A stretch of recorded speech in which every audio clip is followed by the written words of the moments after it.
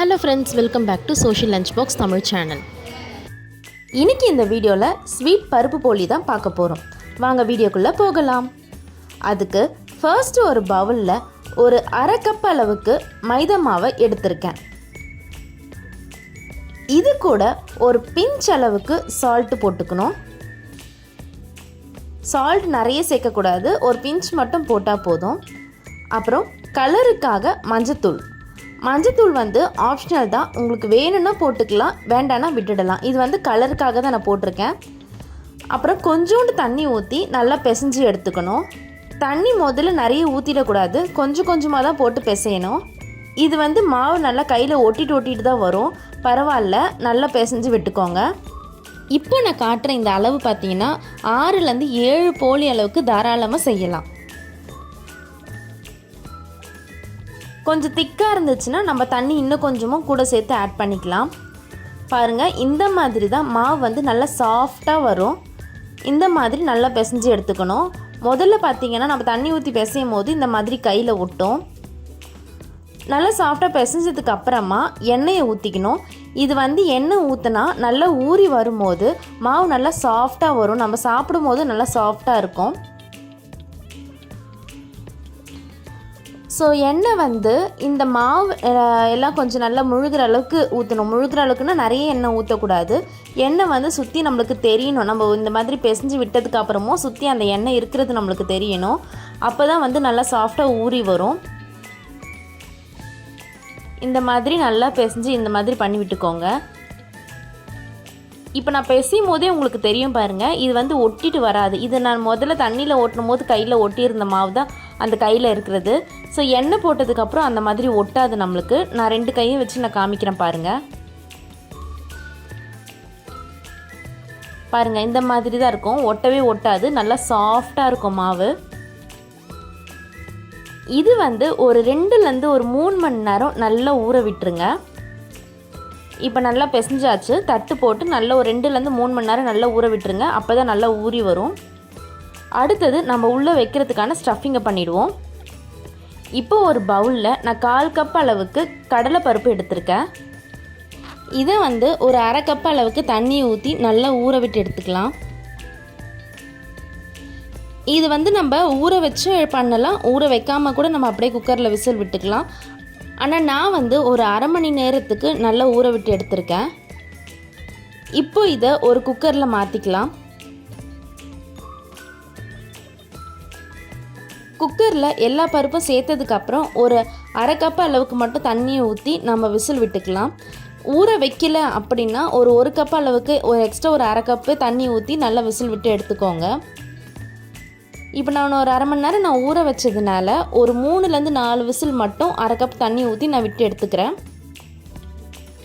3லேருந்து 4 whistle விடும் போதே பருப்பு நல்லா வெந்து வந்துடும். பாருங்கள், இந்த மாதிரி தான் இருக்கும்.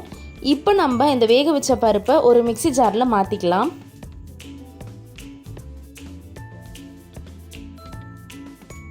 இப்போ இதை நான் அரைச்சி எடுத்துகிட்டு வந்துடுறேன். ஸோ அரைச்சி எடுத்ததுக்கப்புறம் பார்த்தீங்கன்னா இந்த மாதிரி ஒரு ஃபைன் பேஸ்ட்டாக தான் இருக்கும். நம்மளுக்கு கொஞ்சம் திக் கன்சிஸ்டன்சியில் தான் இருக்கும், பரவாயில்ல, இருக்கட்டும். இதே மாதிரி இதை வந்து நீங்கள் தண்ணி ஊற்றி அரைக்கணும் அப்படின்லாம் அவசியம் இல்லை. நீங்கள் அப்படியே அரைச்சாவே நல்லா இந்த மாதிரி கெட்டியாக வந்துடும். இப்போது இதை வந்து நம்ம ஒரு பேனில் மாற்றிக்கலாம். ஒரு பேனில் மாற்றி கொஞ்சம் லைட்டாக சூடாகட்டும். இந்த மாதிரி பரட்டி எடுத்துக்கோங்க. அடுத்து பார்த்தீங்கன்னா ஒரு அரை கப் அளவுக்கு வெல்லம் எடுத்திருக்கேன். இதையும் இதோடு சேர்த்து மிக்ஸ் பண்ணி விட்டுக்கலாம். நான் பார்த்தீங்கன்னா 1/4 கப் அளவுக்கு கடலைப்பருப்பும் அரை கப் அளவுக்கு வெல்லமும் எடுத்திருக்கேன். இப்போ இது ரெண்டுத்தையும் நல்லா கலந்து விட்டுக்கலாம். இது கூட நம்ம எண்ணெய் இல்லை தண்ணி இதெல்லாம் எதுவும் மிக்ஸ் பண்ண வேண்டாம். நம்ம வெல்லம் போட்டு நம்ம மிக்ஸ் பண்ணும்போது அது வெல்லம் ஹீட் ஆகும்போது ஆட்டோமேட்டிக்காக அது வந்து தண்ணி விட ஆரம்பிச்சிடும். கொஞ்சம் வாட்டரி கன்சிஸ்டன்சியில் வரும். இந்த மாதிரி நல்லா எல்லாத்தையும் ஒன்று சேர கலந்து விட்டுக்கோங்க. இந்த மாதிரி கொஞ்சம் திக் கன்சிஸ்டன்சியில் வரும். இந்த டைமில் கொஞ்சோண்டு ஏலக்காய் தூள் நம்ம இதோடு சேர்த்து மிக்ஸ் பண்ணிக்கலாம். ஏலக்காய் தூள் மிக்ஸ் பண்ணும்போது நல்ல வாசனையை கொடுக்கும், நல்ல ஒரு ஃப்ளேவரையுமே கொடுக்கும். ஸோ இப்போ பார்த்தீங்கன்னா உங்களுக்கு தெரியும், இது வந்து ஒரு நல்ல ஒரு அல்வா பதத்துக்கு நல்லா திரண்டு வந்திருக்கு பாருங்கள். இந்த மாதிரி தான் இருக்கணும். ரொம்ப திக்காகிடக்கூடாது, ரொம்ப தண்ணியாகவும் இருக்கக்கூடாது.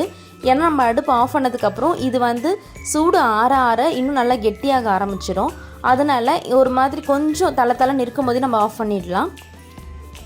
நெக்ஸ்ட்டு நம்ம ஊற வச்சுருக்கோம் இல்லையா, அந்த மாவை எடுத்து இந்த மாதிரி பால்ஸாக தனித்தனியாக எடுத்து வச்சுப்போம். ஃபஸ்ட்டு இந்த மாதிரி நாங்கள் சப்பாத்திக்கு எடுப்போம் இல்லையா, அந்த மாதிரி ஒரு உருண்டை எடுத்து வச்சுருக்கேன். இதை வந்து ஒரு வாழை இலையில் எண்ணெயை அப்ளை பண்ணிவிட்டு அது மேலே இதை வச்சு லைட்டாக இந்த மாதிரி ஸ்ப்ரெட் பண்ணி விட்டுக்கலாம். இது லைட்டாக நம்ம ஸ்ப்ரெட் பண்ணதுக்கு அப்புறமா நம்ம அந்த ஸ்டஃபிங் ரெடி பண்ணி வச்சுருக்கோம் இல்லையா, அந்த ஸ்டஃபிங் நம்ம அப்படியே சாப்பிடக்கூட அது சூப்பராக இருக்கும். அந்த ஸ்டஃபிங்கை வந்து நல்லா பால் மாதிரி பண்ணி எடுத்துக்கோங்க. இது வந்து பால் வந்து கொஞ்சம் நல்லா பெருசாகவே இருக்கணும், அப்போ தான் டேஸ்ட்டு நல்லாயிருக்கும். இதை வந்து இந்த மாவுக்கு மேலே வச்சு இந்த மாவை வந்து ஃபுல்லாத்தையும் க்ளோஸ் பண்ணுற மாதிரி பண்ணி விட்டுறணும். இப்போ நான் பண்ணுற மாதிரி 4 பக்கமும் எடுத்து அந்த பால் மேலே ஃபுல்லாக போட்டு விட்டுருங்க. இப்போ நல்லா கை வச்சு இந்த மாதிரி தட்டி விட்டுக்கோங்க. ஈஸியாக நல்லா ஸ்ப்ரெட் ஆகும். இது வந்து நல்லா ரப்பர் மாதிரி நல்லா இழுத்து நல்லா ஸ்ப்ரெட் ஆகும். அங்கங்கே மாவு இந்த மாதிரி உள்ளே இருக்கிறதெல்லாம் தெரியுது அப்படின்றதுக்காக நீங்கள் ஃபீல் பண்ண வேண்டாம். நல்லா சாப்பிட நல்லா டேஸ்ட்டு சூப்பராக வரும்.